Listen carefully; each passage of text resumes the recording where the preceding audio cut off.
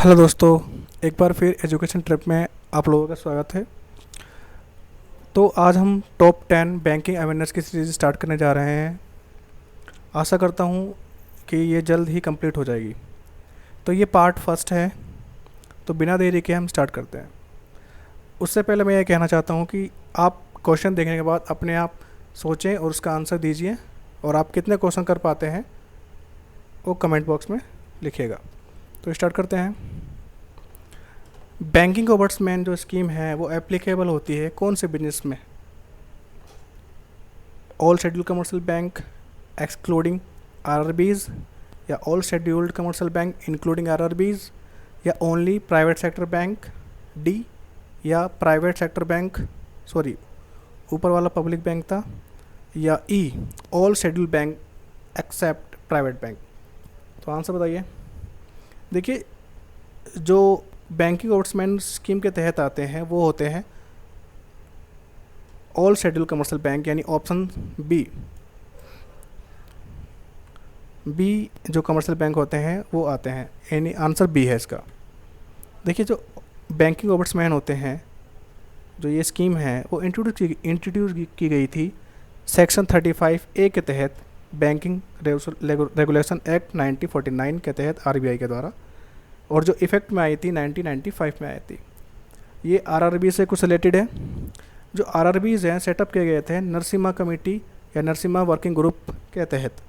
जो ऑर्डिनेंस पास हुआ था वो सितंबर 1975 में हुआ था आरबीआई एक्ट के द्वारा। नेक्स्ट क्वेश्चन, ऐसा कौन सा फंक्शन है जो परफॉर्म किया जाता है रिजर्व बैंक ऑफ इंडिया के द्वारा? Sorry, not perform. इन पांचों में से ऐसा कौन सा फंक्शन है जो आरबीआई के तहत परफॉर्म नहीं किया जाता? देखिए, जो regulation of bank in India बिल्कुल किया जाता है। Foreign currency management in India बिल्कुल किया जाता है। करेंसी मैनेजमेंट इन इंडिया वो भी किया जाता है। Control and supervision of money supply वो भी किया जाता है। पर जो ऑप्शन बी है वही हमारा आंसर है। जो रेगुलेशन होता है एफडीआई का इंडिया में, उस पर आरबीआई का कोई कंट्रोल नहीं होता। वो जो बाहर के देश होते हैं, किस पे कितना इन्वेस्ट करना है वो उनके हाथ में है, हमारे हाथ में कुछ नहीं है। हाँ, पर आरबीआई उन पे कंट्रोल कर सकता है, चाहे वो बाहर का बैंक है चाहे वो इंडिया का बैंक है। कुछ भी स्टार्ट करना है या कुछ भी न्यू स्कीम लॉन्च करनी है या कुछ भी नई ब्रांच खोलनी है, वो आरबीआई के तहत ही आपको स्टार्ट करनी पड़ेगी, उनसे परमिशन लेनी पड़ेगी। अगला क्वेश्चन, एक बैंक जो होता है वो शेड्यूल बैंक की कैटेगरी में कब आता है? क्या जब उसका जो बिजनेस है वो 1000 करोड़ मार्क कर चुका होता तब, या उसकी जो ब्रांचेज़ हैं उनके जो नेटवर्क्स हैं वो 100 से पार कर गए होते हैं तब, या ये इंक्लूड होता है शेड्यूल कमर्शियल बैंक में आरबीआई एक्ट के अकॉर्डिंग, या ये तीनों ही मिला के आंसर है? ऐसा कुछ नहीं है, आंसर है सी। ये जब शेड्यूल कमर्शियल बैंक तब होता है जब वो second schedule of RBI act 1934 में इंक्लूड होता है तब। ओके, आ गई है। मान लीजिए किसी कंपनी को या ऑर्गेनाइजेशन को इमरजेंसी फंड चाहिए, मान लीजिए 1000 करोड़ चाहिए किसी बैंक से, ताकि वो टैकल कर सके लिक्विडिटी क्राइसिस को।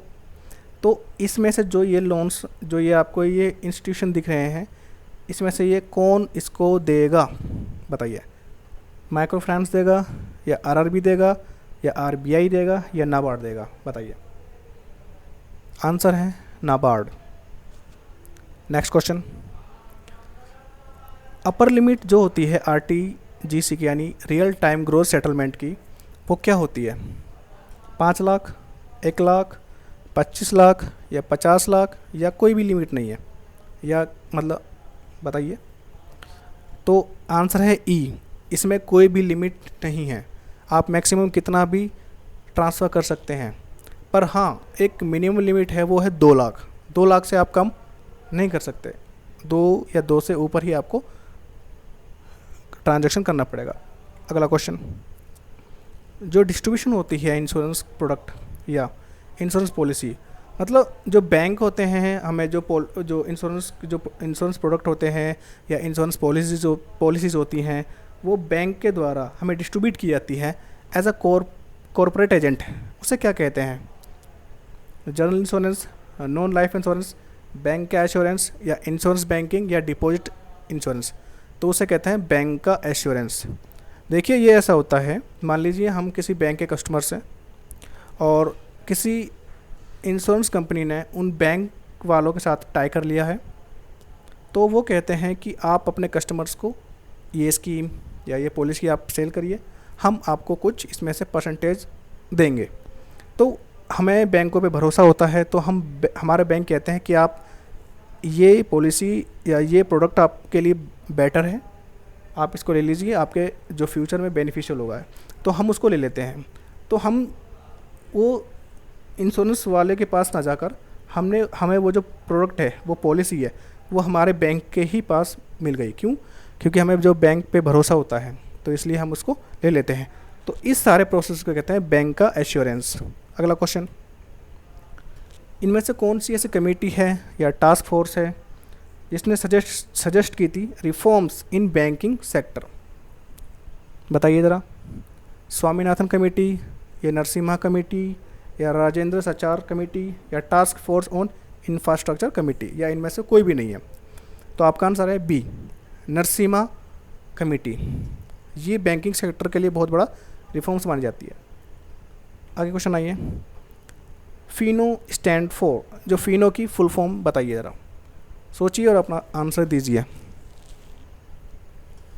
आंसर है financial inclusion network and operations.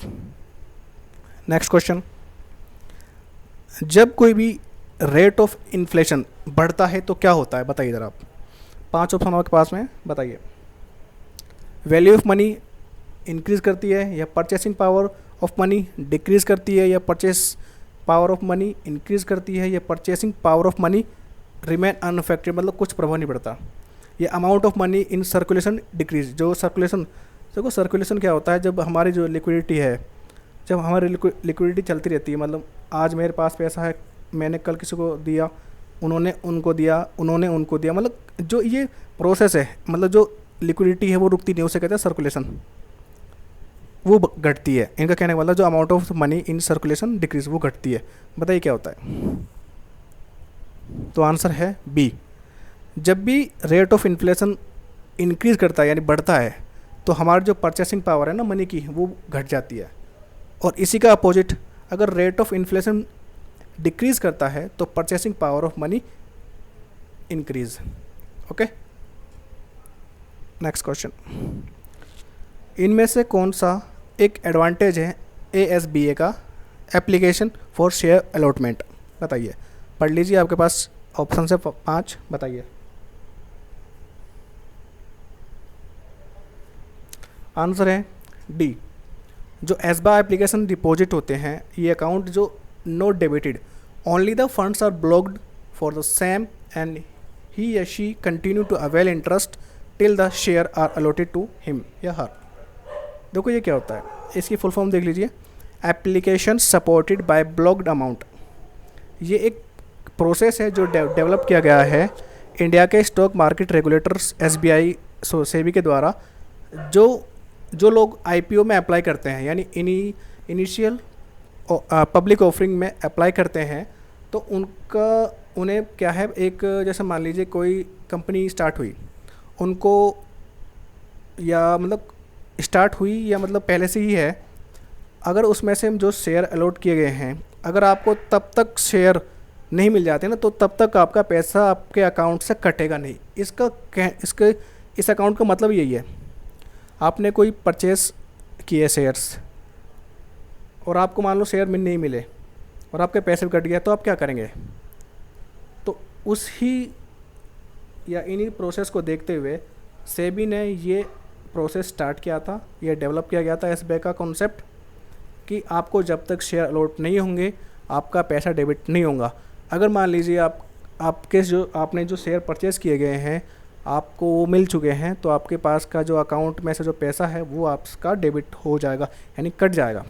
Okay, धन्यवाद। तो देखने के लिए धन्यवाद। आपको अगर ये सीरीज़ अच्छी लगती है तो बताइएगा, और कोई कुछ कमी है होती है तो बताइए। Okay, thank you.